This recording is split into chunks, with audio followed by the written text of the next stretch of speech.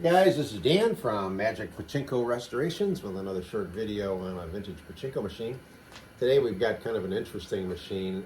This is a Kyoraku, and they're not a real common machine, and they do things a little bit differently, and I'll try to point out the differences as we go through the video.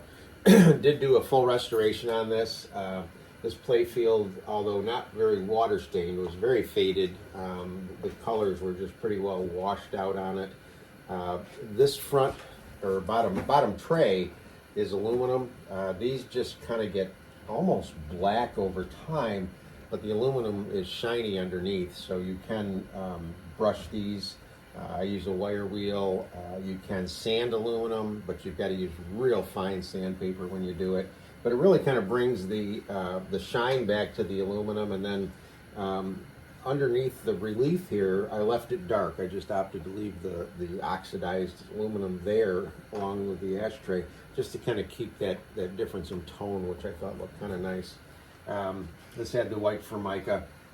This is I don't want to say an odd machine. It is an odd machine, but this machine was not designed to hinge out from the corner, so there's no hinges up in this area like most all Pachinko machines. There's no latch or anything like that.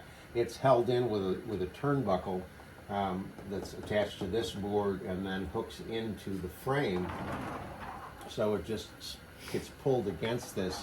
Down at the bottom, on the bottom board, there's a couple of cutouts, and then there's a couple of little protrusions on this board that fit down in, so it's just designed to get held in place like that.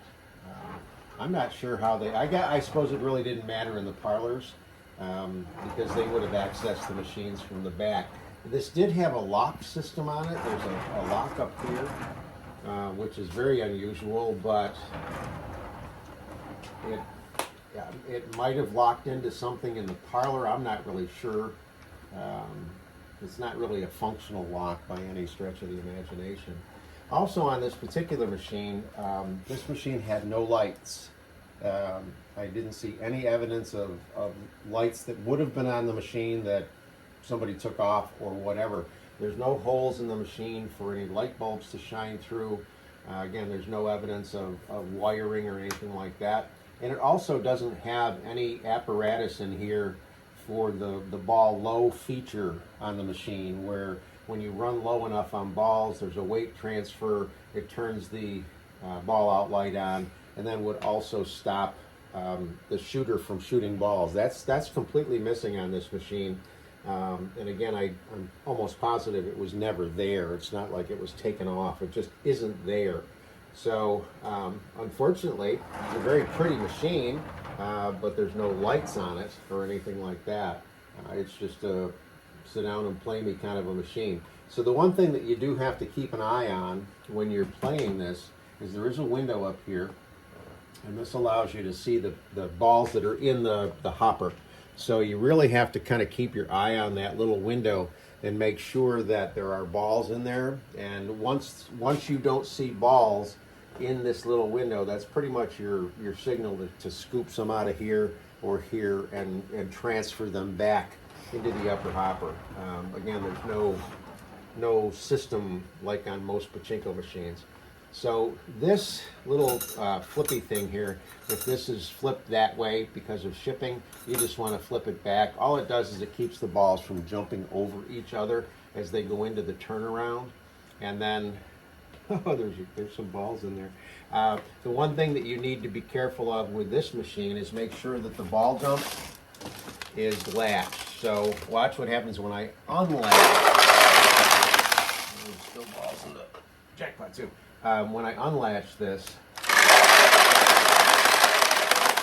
that's how you get the balls out of this whole system here. You just lift up and it's spring loaded and it'll pull back. These arms swing out of the way and let everything down this way. So when you go to set this machine up for the first time, you want to make sure that this is pushed over. You get these need to get up where they belong, and then latch it so that they can only swing out this far. So now when you drop the ball in, they'll run across and go into the jackpot chamber. So now you can continue to fill up the double run of balls. And again, this doesn't have a ball out light, so you just keep putting balls in there. One other thing I just remembered I want to talk about is this is a maintenance piece here, this little metal piece with the two fingers on it.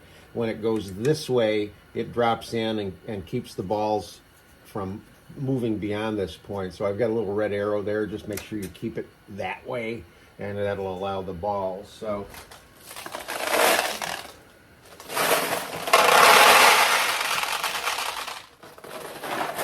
you load, again, you load the vast majority of the balls you have in the upper hopper, let them run down into the jackpot, and then we're all set. Okay, yeah, all right. That's the story of my life, chasing pachinko balls all over the floor. Okay, now on this one, this has a seesaw reset that, one of the things that I like about this machine, and it's located on the side here, and I've got a little red arrow. It's just a little plastic piece, and you push it up, and if you can see internally, there's a ball right here, and when you push it up, it pushes the ball up, the ball goes over and hits the end of the seesaw, pushes the seesaw down, and then the ball rolls back out, and it's just sort of stored here. So by lifting up like that, it rolls the ball, it'll reset the seesaw so you're ready to go. So right now we're fully loaded and ready to go.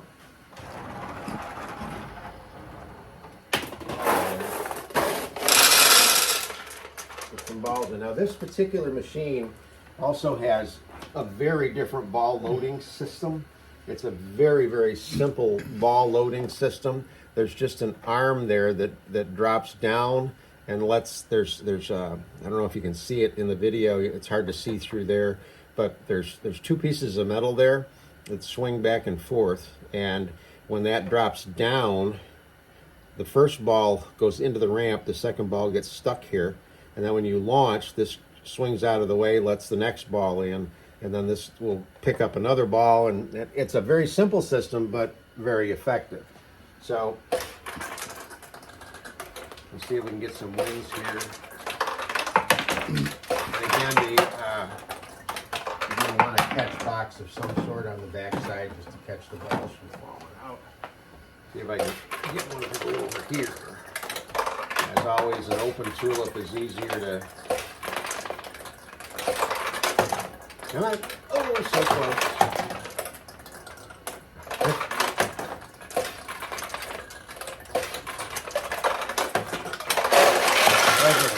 Okay, so depending on where the balls go down through, it will open, or well, it won't close them. It'll open the tulips. When the tulips are open, it just gives you a much better shot at winning.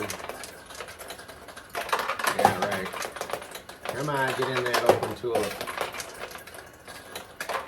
Almost.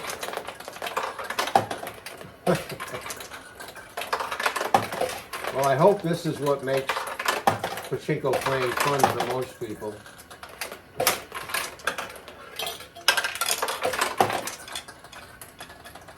There we go. So that's the Kyoraku. It's called a 100 dash. Again, not really sure what that means. And I believe this is 74, if I remember right. So, hope you like it. Thanks.